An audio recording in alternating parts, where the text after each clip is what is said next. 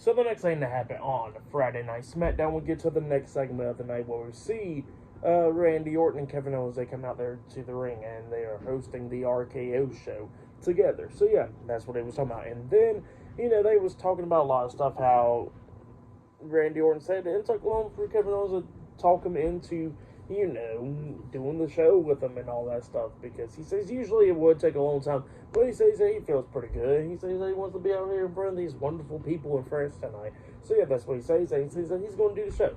But yeah, that's what they said there. And then Kevin Owens was talking about how they wasn't going to do any guests, but then pretty much they had to do a guest because somebody kept on blowing up his phone, and it was Paul Heyman. And he says he got sick and tired of Paul Heyman blowing up his phone, so he told him, yeah, sure, come on out there. And yeah, he tells Randy Orton, go ahead and introduce him. And then all of a sudden, before Orton can even introduce Paul Heyman, he just decides to walk out there. And Paul Heyman is walking to the ring and all that stuff, and he's about to step in, and he asks Randy if it's okay for him to step in. And Paul starts walking through the second rope, and then, Kevin Owens is like, are you going to RKO him now? And then Paul Heyman stops in his tracks, and Randy looks at me and goes like, I don't RKO right away. I just do it out of nowhere. And then Paul Heyman was like, yeah, screw this. I'm stepping it back out. So he steps back out on the apron.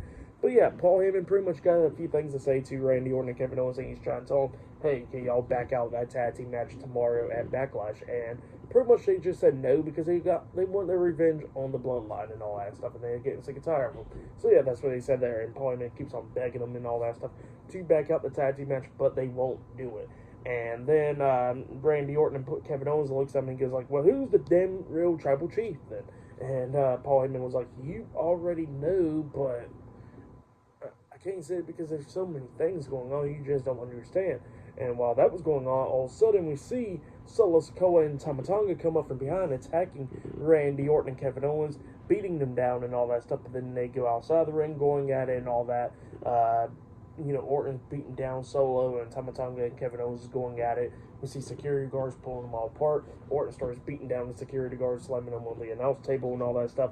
And then we see the security guards pulling Kevin Owens and Solo and Tonga apart. And while the security guard is dealing with Solo and Tonga outside the ring, we see Kevin Owens climb up the top turnbuckle and jump off with a swanton bomb onto all of them outside the ring, laying them out. And then Kevin Owens gets inside the ring celebrating with Orton. So yeah, that's why. But they're a pretty good segment. I really liked it.